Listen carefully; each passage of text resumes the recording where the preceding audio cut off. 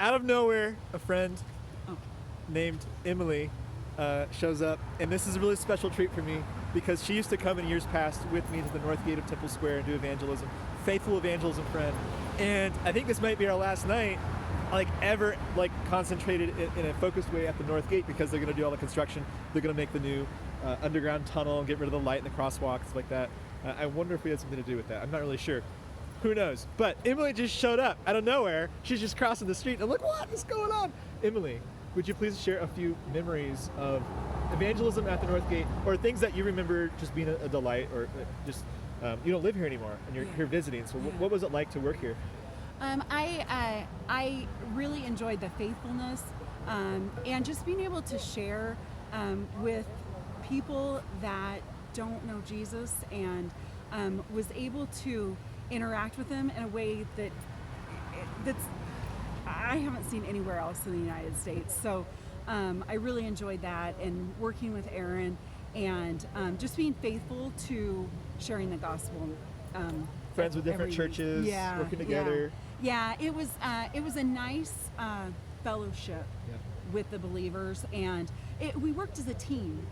Sometimes we tag teamed, or sometimes, somebody would stop and we would talk to them, and then another Christian would jump in and start another conversation with the same person or different people. One of the things that I liked most about coming down is it seemed almost everybody I talked to was actually a Christian that was visiting, coming as a tour, and it gave me an opportunity to share with them about Mormonism and some key features about Mormonism and why it's a false gospel.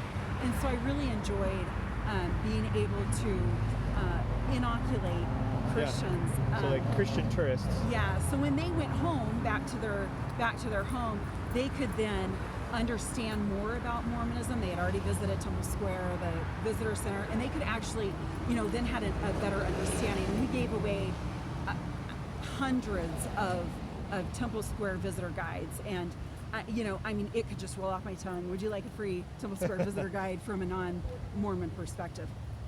And it really gave us an opportunity to share and to have people understand, because there's so many tourists here that are just from different walks of life, and so they could see. And we get to talk about Mormonism as sort of an excuse to then talk about the gospel by way of contrast. Right. And there were plenty of people that would say that they were a Christian, but then I was also able to then present the gospel again to them, because a lot of people claim to be a Christian, but there's some ambiguity whether they actually are or not. And so it gave us an opportunity to say, these are some key differences, and through it, we glorified God.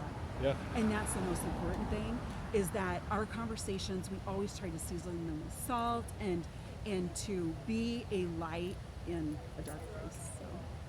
Hey, it's good to see you. Thank you. Yeah, it's really a treat to see you tonight in particular. So God bless. Thank you.